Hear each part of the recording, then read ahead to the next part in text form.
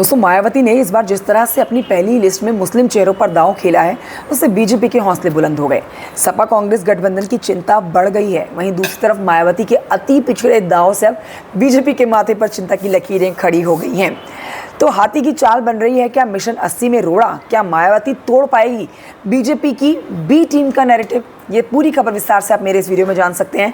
Video अच्छा लगे तो आप लाइक कर सकते हैं, चैनल को आप सब्सक्राइब भी कर सकते हैं। नमस्कार, मेरा नाम कंचन डोगरा नेगी है। तो लोकसभा चुनाव में बसपा किसी भी दल के साथ गठबंधन के बगैर अकेले चुनावी मैदान में है। बसपा ने यूपी में अभी तक आधिकारिक रूप से 25 लोकसभा सीटों पर उम्मीदवारों के नाम का ऐलान कर दिया, लेकिन कई सीटों पर टिकट को हरी झंडी दे रखी है। बसपा जैसे जैसे अपने पत्ते खोल रही है, वैसे वैसे सपा से ज़्यादा बीजेपी के मिशन 80 की राहें अब मुश्किल होती हुई नजर आएंगी। मायावती इस बार ऐसी सियासी बिसात बिछाने में जुट गई है जिसके जरिए बसपा पर लगे हुए बीजेपी के बी टीम के तमगे को वो तोड़कर ही छोड़ेंगी। देखिए, पश्चिमी यूपी से लेकर पूर्वांचल तक बसपा के हाथी ने तमाम सियासी दलों के सियासी गणित को बिगाड़ दिया है। बसपा प्रमुख मायावती ने जिस तरह से अपने उम्मीदवार उतारे हैं, उन पर आप गौर करें तो सपा से ज़्यादा बीजेपी की राजनीतिक डगर आपको कठिन होती नजर आएगी। बसपा ने देखिए मुरादाबाद, संभल, अमरोहा, कन्नौज सीट पर सपा के लिए टेंशन खड़ी कर दी। तो वहीं कैराना, मुजफ्फरनगर, बिजनौर, मेरठ, बागपत, नोएडा, मथुरा, फिरोजाबाद, अकबरपुर और अयोध्या, ये वो सीटें हैं जहां पर बीजेपी की राह में कांटे बिछा दिए हैं बसपा ने। हिंदू समुदाय के उम्मीदवार उतार दिए हैं बसपा ने। अब देखिए, चुनावी मैदान में बसपा ने मुस्लिम बहुल सीट पर मुस्लिम चेहरों पर दांव खेलने की बजाय हिंदू समुदाय के उम्मीदवार उतारे हैं। ये ध्यान देने वाली बात है, जिससे आप कहेंगे कि सियासी गणित जो है वो पूरी तरह से उलझ गया है। कैराना सीट पर श्रीपाल सिंह राणा उम्मीदवार बनाया है इनको। ठाकुर समुदाय से आते हैं। सपा ने इकरा हसन को, बीजेपी ने यहाँ प्रदीप चौधरी को उतारा। इकरा मुस्लिम गुर्जर हैं, प्रदीप हिंदू गुर्जर समुदाय से आते हैं। ऐसे में अगर आप बात कैराना सीट की करते हैं तो बसपा ने यहाँ पर ठाकुर कैंडिडेट देकर सपा से ज़्यादा बीजेपी के लिए टेंशन बढ़ा दी है। श्रीपाल राणा अगर ठाकुर दलित वोटों को जोड़ने में सफल रहते हैं तो बीजेपी के लिए ये सीट निकालना दोस्तों आसान कतई नहीं होगा।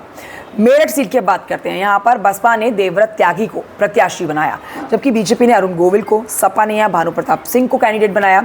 बसपा ने त्यागी कार्ड खेलते हुए बीजेपी की टेंशन बढ़ा दी। सपा ने दलित प्रत्याशी उतारा। बागपत से बसपा ने प्रवीण बंसल को प्रत्याशी बनाया। तो वहीं आरएलडी ने राजकुमार सांगवान और सपा ने मनोज चौधरी को टिकट दिया। बसपा ने वैश्य समुदाय पर भरोसा जताया और सपा आरएलडी ने जाट कार्ड खेला। बसपा के इस दांव से सबसे बड़ी टेंशन बीजेपी के लिए खड़ी होती है दोस्तों। बसपा के उम्मीदवार जो भी वोट हासिल करेंगे वो फिलहाल बीजेपी के वोट में सेंधमारी करने वाला काम करेंगे। पश्चिमी यूपी में सपा की पूरी सियासत मुस्लिम वोटों पर ही टिकी होती है। सपा ने भी इन सीटों पर गैर मुस्लिम को ही प्रत्याशी बना रखा है। इससे वोटों के ध्रुवीकरण की रणनीति पर काम होता हुआ आपको नजर आएगा। सपा के लिए टेंशन बढ़ाने वाला काम बसपा ने कैसे किया है वो जानिए। उत्तर प्रदेश की 7 लोकसभा सीटों पर मुस्लिम प्रत्याशी उतारे गए हैं। मुरादाबाद से इरफान सैफी, अमरोहा से मुजाहिद हुसैन उर्फ बाबू भाई, पीलीभीत से अनीस अहमद खान, कन्नौज से अकील अहमद पट्टा, संभल से सौलत अली, सहारनपुर से माजिद अली और रामपुर से जिशान खान को टिकट दिया गया। सपा और कांग्रेस इनमें से कई सीटों पर मुस्लिम पर दांव खेल रही है, जिसके चलते अब मुस्लिम बनाम मुस्लिम की बिसात होती हुई नजर आ रही है। ऐसे में मुस्लिम वोटों में बिखराव का सीधा फायदा बीजेपी के पक्ष में जा सकता है। मायावती ने इस बार जिस तरह से अपनी पहली लिस्ट में मुस्लिम चेहरों पर दांव खेला, उससे बीजेपी के हौसले बुलंद हो गए।